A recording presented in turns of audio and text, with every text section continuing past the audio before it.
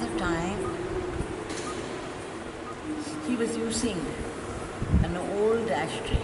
It was no ashtray at all. It was an old small cup, which must have been green in color, green aluminium. But then there was only, when the time when I came, there was only a patch of green there. The rest was completely faded. So a very small vessel, he would take some water, keep some water there, and always tap the ashes into that. I was thinking, my God, how poorly it looks. It is time he had a new one. And so I thought I would buy, very grand of me, I thought I would buy a new one for him. So I went to the shop. I went to so many shops looking for something that would suit him. So finally I came across one particular thing which had the world map in it, the globe with India, and then the sun was drawn there above that, and the sun was shining upon the globe. I thought I had hit it because it was very symbolic of Bhagwan's work. Bhagwan was doing work upon the globe. His power, his grace was shining upon the world. So I thought that was it.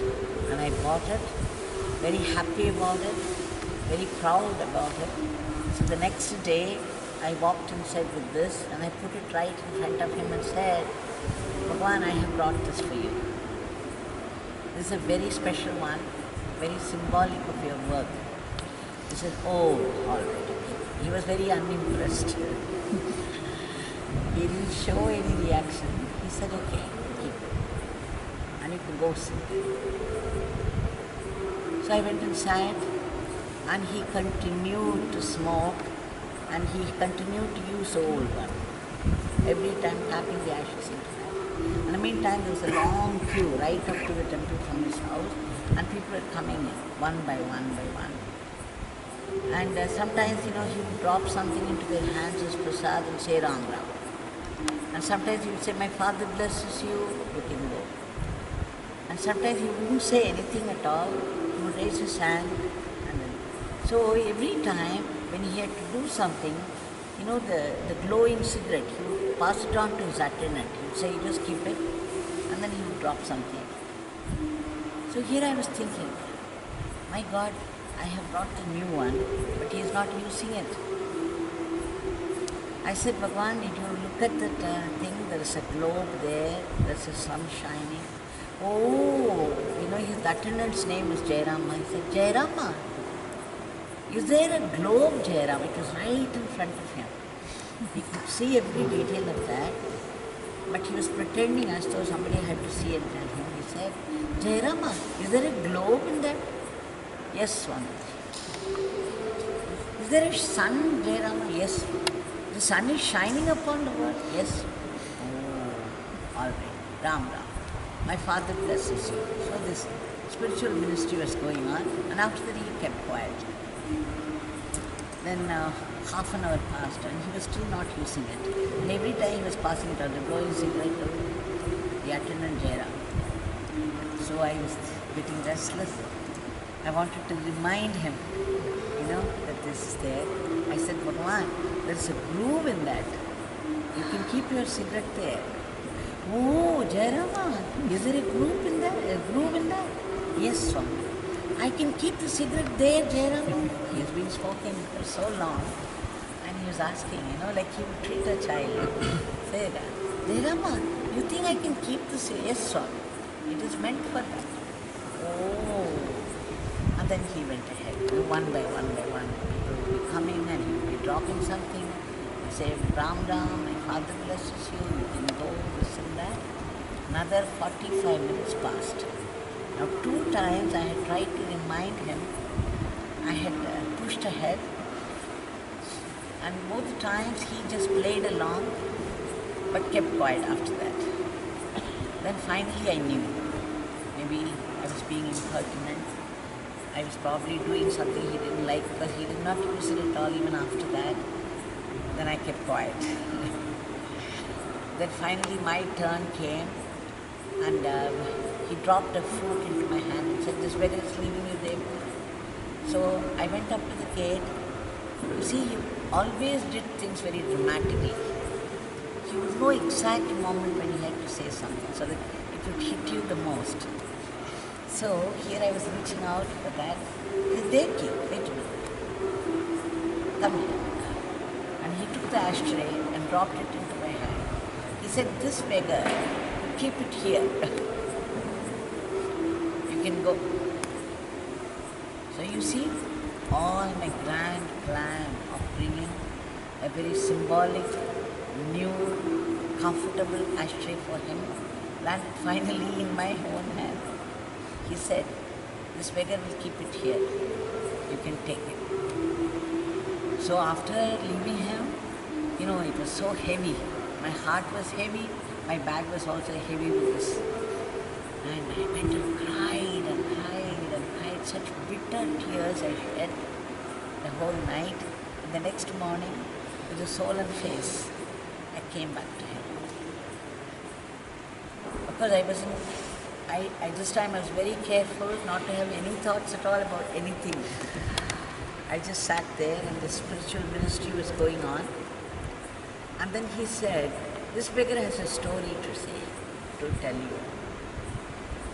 He said, once this beggar went to the temple. The temple was very crowded. The sanctum sanctorum was crowded.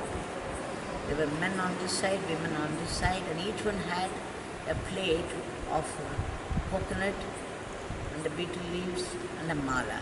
The archana plate. Each one had one. So it was a very busy day.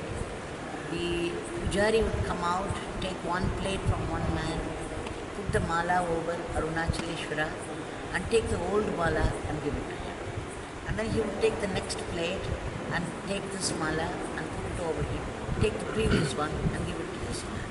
So always the mala would go, the new one will go on Arunachala, the old one will be given back to the one who carried the plate. So this was going on. And finally, there was one man who had a beautiful mala. He had bought it for a very high price, I think. He had it there. He said, hey Pujari, it's okay, whatever you did so far, this has been specially made for Arunachaleshwara. So I don't just want you to put it there and then give it to the next man. I want this to stay on Arunachaleshwara. Then the Pujari looked at him. He said, in which case, you keep it to yourself. When you give something to Arunachaleshwara, it becomes his and he can do what he likes with it. You don't put conditions. Then it is no giving. The Swami was saying, Swami was narrating the story, saying that the Pujari told that man, if you are putting a condition that this should stay on Arunachaleshwara, this is no giving. This is no offering. After you give it to him, you have to accept whatever happens. You don't have another say in the matter, you don't have another thought over the matter. That is truly giving. After giving something to somebody, every few minutes you have a thought, you have something to say over it, and then you say, Swami, please use this action. There is a groove in that. And I was trying to draw his attention. So he said, if anybody should make an offering to this beggar, they should not put conditions. Then this is no offering, this is no giving. So the same ashtray taught me another lesson. The first time I learned the work will come to you when you deserve it. When you wouldn't put it, you wouldn't drop it into the gutter. The second lesson was, when you give totally. After that you have no say in the matter and it is up to those people to use it the way they like. You should not insist that it should be used only this way or that way.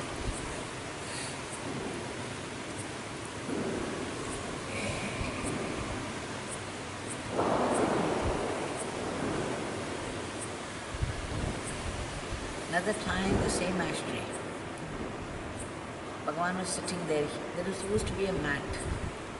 And Bhagwan would sit on the mat. And then the ashtray was a square one, and it looked like a homa kund.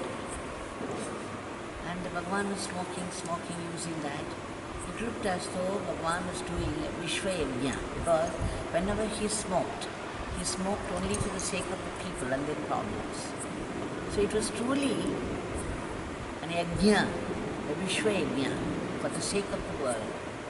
So here I was thinking that what a beautiful way of doing this.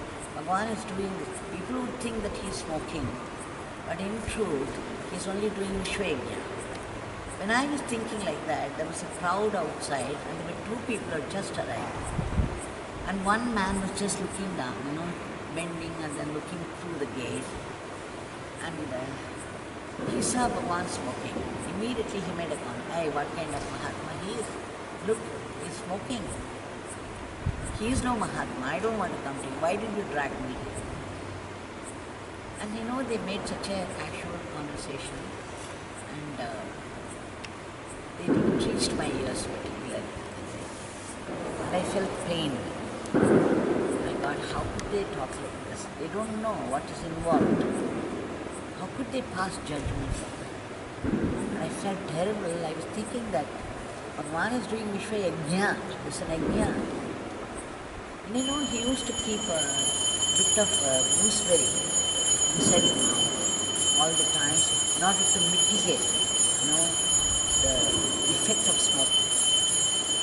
In fact, so much so that Bhagwan used to say much later that by putting this gooseberry piece all the time in his mouth, he lost all sense of taste. It must have been terrible, to keep a gooseberry bit all the time in your mouth.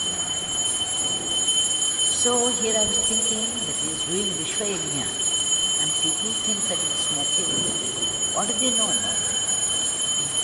How bad of them to say such a comment. And the minute I said and I turned, from the ashtray, a cylindrical ash form. Sometimes the ash will be in the form of the cylinder, in the form of the cigarette itself. It was this long, and it was the ash. And it came out of the homokund, came out of the ashtray, and it kept rolling. And the minute I saw that, I put my hand in it, and it came straight in. When people do homa, we take the ash as raksha, and we put it on our forehead, because it's raksha. Raksha means it's a protection. It's a mark of protection. So just the minute I thought that this was a homokunda, that Bhagwan was doing Vishwa Yajna, ash came rolling from that in the form. It was a cylindrical form of ash, and it came rolling, and it fell into my hand.